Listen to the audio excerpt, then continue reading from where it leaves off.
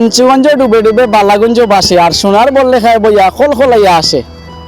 দুয়ের সময় কুকিল ডাকে কাজের নাই তো শেষ, এই তো আমার সোনার বাংলাদেশ।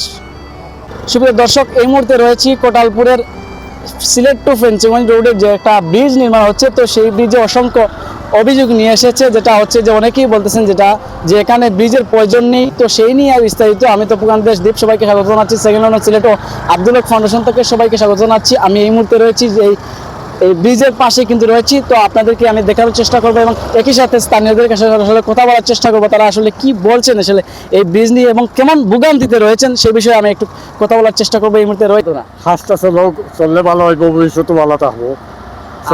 অনেকে মন্তব্য করা যে একটা ব্রিজের দরকার নাই, ব্রিজ হয়ে যাক, ব্রিজ হয়েছে, এই ব্রিজ আছিল, ছোটখাটো ব্রিজ আছিল, এখন বর্তমানে কিছু বড় হইয়া ব্রিজ হওয়া তো পালা ব্রিজটা আগে উঁচু করে দিলে ভালো, শুনতে শান্ত হয়ে যায়, কত যায় ঝামেলার দরকার পড়ে না কি।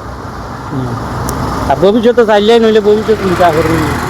দেখছি আমি কাজটা কি লেখানো ভালো ভালো। এখন আপনার মন্তব্য কি? অনেকে যে মন্তব্য করে এটা তো কাজ, এটা ভুল মন্তব্য। অতীতে ব্রিজ ছিল, ছোটখাটো ব্রিজ ছিল, এখন বড় হইয়া তখন ব্রিজের দরকারও নাই না। ব্রিজ হোক তো, ব্রিজ হইতো সাইটের রেলর সাইটের পানি সাইটে আর ওর মুড়ি আছে, তাহলে ব্রিজ হওয়া ব্রিজ হওয়ার প্রয়োজন আছে। আচ্ছা আচ্ছা, আপনার নাম কি?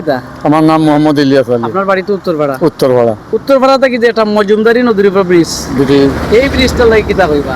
এই ব্রিজটা লাগে তো অতীত থেকে বহুত ক্লান্ত। এখন আর কিতা সাইন এরকম করছে। ব্রিজটা চাইলাম গত 26-25 তারা মাটি উঠি পরীক্ষা করে নিল, আমরা হয় 26 মূল্য ব্রিজটা কাজ চলবো, এখন অন্ত ব্রিজটার কোনো কাজই হইল না।